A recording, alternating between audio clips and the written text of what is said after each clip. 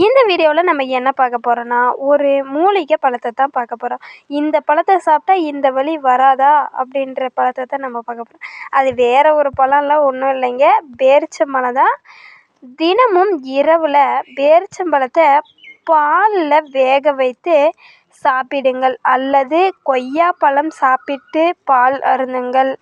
மலச்சிக்கல் உடனே தீரும். அடுத்து ஒரு கீரை வகையை தான் பார்க்க போகிறோம். பொன்னாங்கண்ணி கீரையை அடிக்கடி நாம் உணவில் சேர்த்து கொண்டால் சருமத்தில் பளபளப்பும், கண் பார்வையில் தெளிவு உண்டாகும். அடுத்து நம்ம என்ன பார்க்க போகிறோன்னா, தட்டைப்பயிரை தான் நம்ம பார்க்க போகிறோம்.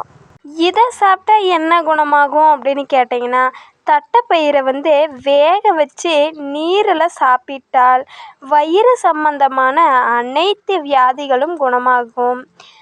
இந்த வீடியோவை பிடிச்சிருந்தா சப்ஸ்கிரைப் பண்ணிக்கோங்க, கூடவே ஒரு லைக்கும் போட்டுக்கோங்க. அப்போ தான் இந்த மாதிரி அடுத்தடுத்த மூலிகை பொருட்களில் உங்களை சந்திக்க முடியும்.